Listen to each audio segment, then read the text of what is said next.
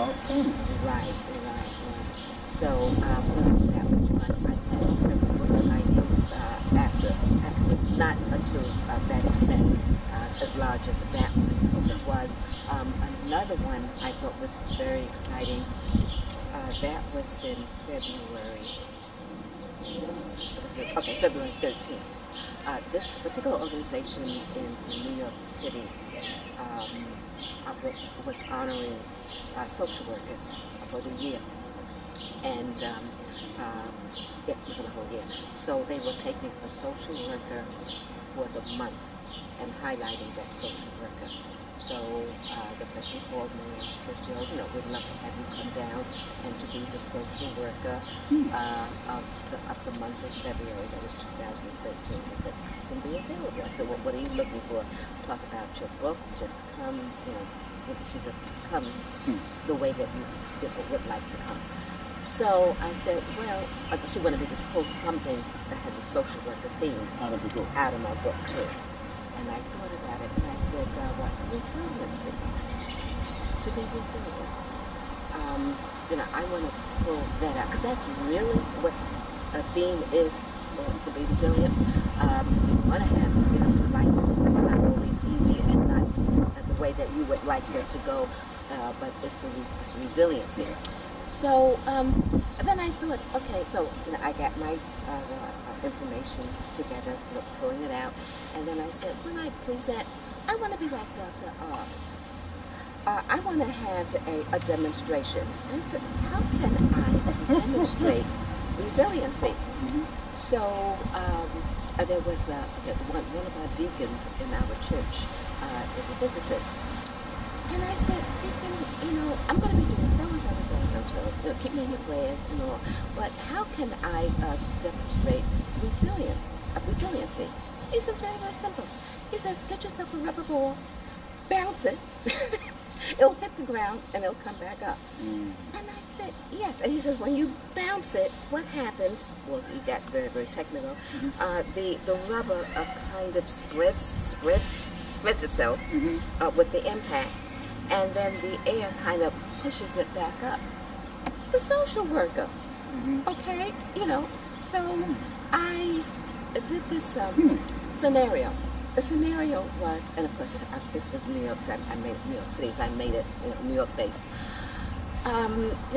This fella is hurrying to work, he's getting himself dressed, and he's running late, he's shaving, and he's just so concerned about getting there on time to his job because there's a big conference and they're talking about big monies and all, and everything is happening to him, that it's just a problem for him trying to get himself to the job.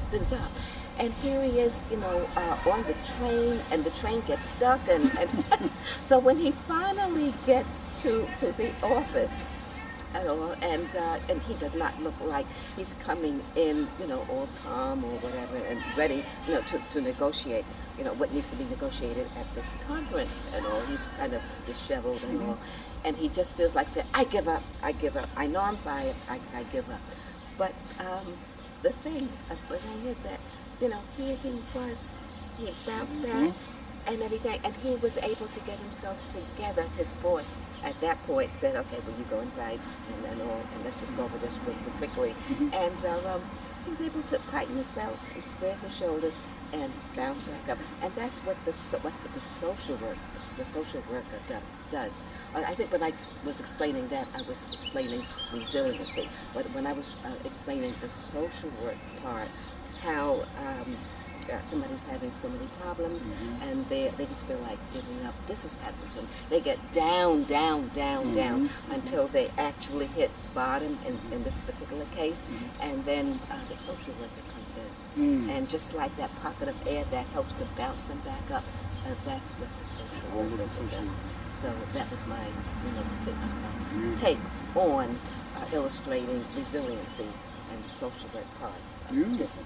Yeah, so I did that, and several churches have given me an opportunity to talk and to do book signings, and I love that. I love that piece. My own church, Enon, put together an opportunity. Yes. who's retiring. Yes, he certainly is. So I kind of wipe my tears there. We love him so. But, they were just magnificent. And just, I've had the support of the churches. I think a lot of it had to do with my work with the Lord. Not only with the churches, but just in general. Right. I tried not to take a step until, I talked to the Creator. And I said that He will open up all doors. Some doors I was a little reluctant. I said, no, am I ready for that? And it's like, go, go. So that happened, and some churches in New York. I had another wonderful experience. Another relative of mine teaches at one of the universities in New York. Right, and she must have been reading my book at the time, and one of her colleagues asked if she could read the book, and she did. And she asked me, it was March, the month of March, if I This year, last year? Oh, that was last year too. 2013. 2013. If I would come down, she was working with women, I think March is Salute to Women. Okay. And she asked me if I would come down and talk to a couple of her classes, her literature classes in what I did to get my documentation, the research, and all. Like we're doing. Right. Yeah. That really hasn't happened, but it's not over till that lady sings, because I couldn't make her schedule. Okay. That time I was just too busy. I just got back from New York, and she wanted me to come this time, but I was away at the time. But I just thought, what a wonderful opportunity. Yep. And, it's a matter of giving back also. When you've been blessed so tremendously, I feel that you have to give back. So I occasionally run classes on how to market, because I'm learning how to market my book myself, but how to self-publish. People have been asking, what steps did I take to get the book. And self-publishing has become, I won't say easy, but it's become much more a process that you can navigate. It's not easy, because there are some steps that you have to go through, that you actually have to get some skills. But it is a process that's doable for most people. Would you agree? Yes, right. One of my, can I say, drawbacks, but I was not so heavy in computers. But I can say that the Rochester has been most helpful. Okay. They walked me through what I needed to do. They would jump on. People just seem to get so excited over the process.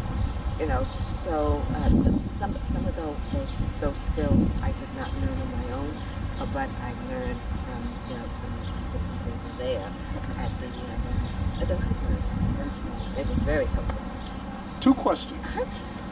The title, Dreams Like Blue Morning Glories. Where does that come from?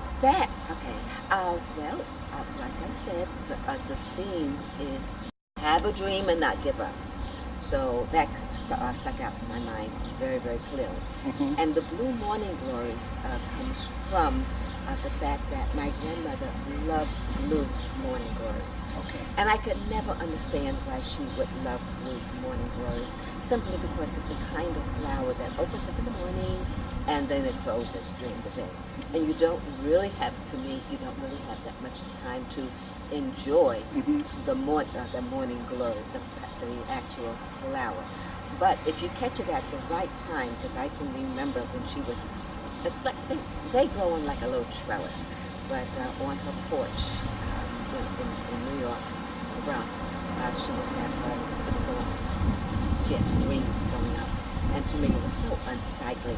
But after they matured, it was like walking past a beautiful blue wall when the morning glories have opened. And I likened the morning glory to the dream. Okay, a person goes to sleep at night, Mm-hmm. closes their eyes, and Mhm. they're dreaming.